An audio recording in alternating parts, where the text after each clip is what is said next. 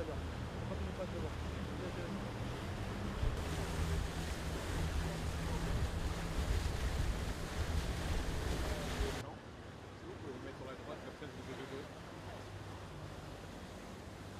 Bataillon qui nous a été donné par le général gouverneur militaire de Paris. C'est tout simplement... La mission particulière de ce bataillon, c'est de sécuriser la zone d'embarquement de la cérémonie d'ouverture des Jeux Olympiques de Paris. Et on est déployé depuis à peu près 15 jours. On va rester encore jusqu'à la cérémonie et bien sûr après. Et nos moyens sont assez exceptionnels dans la mesure où ces moyens assurent une sécurité qu'on appelle multimilieu.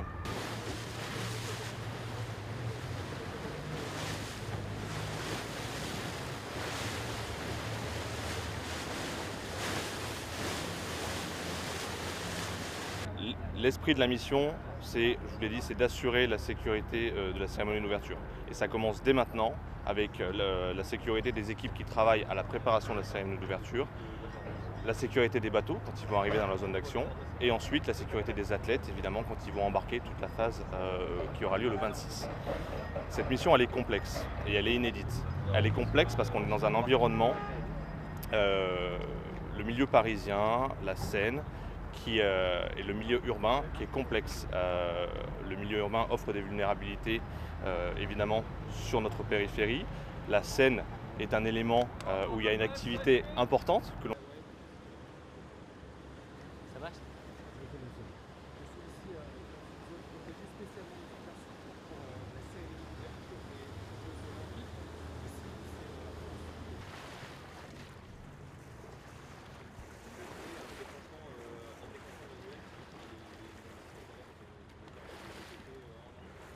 On a une approche de sécurisation qui est multimilieu, c'est-à-dire qu'on prend la menace dans toutes ses dimensions.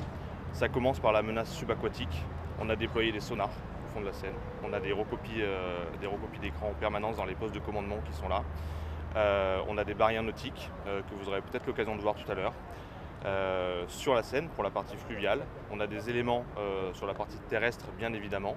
Et en ce qui concerne la troisième dimension, on est en coordination étroite avec l'armée de l'air qui sécurise la lutte anti-drone notamment.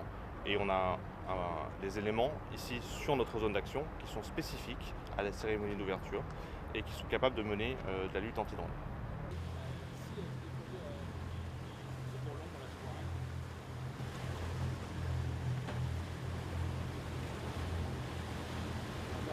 Tu vas passer en première. Vas-y, L'attentat contre Donald Trump ne fait que renforcer la vigilance, mais ça, on en avait déjà conscience. Mais on a déjà des moyens qui sont très conséquents.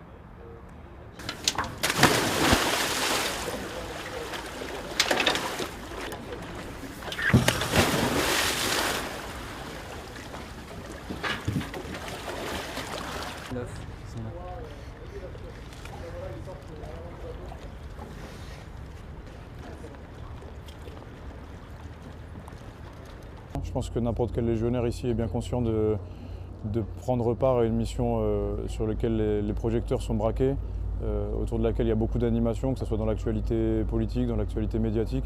Les légionnaires, ils sont sensibles. Pour la plupart, ils peuvent découvrir aussi Paris pour la première fois. Donc je pense qu'ils ont bien le sentiment d'être là pour quelque chose de particulier et ils sont d'autant plus vigilants et prêts pour ces circonstances.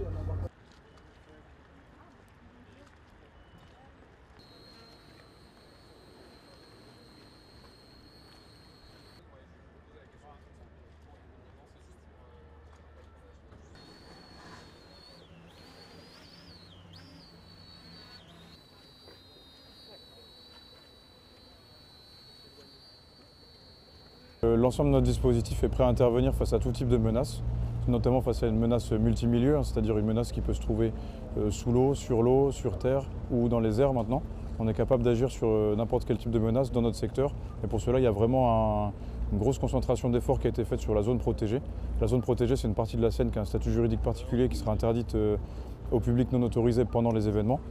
Et nous, notamment avec ce genre d'embarcation, on est capable d'intervenir sous très court préavis sur n'importe quel type de menace, de traverser la Seine en quelques minutes et de projeter rapidement une force de dissuasion ou d'action sur place. Et le temps de formation, c'est quoi pour un chien comme ça? Pour une formation, on va dire, c'est assis.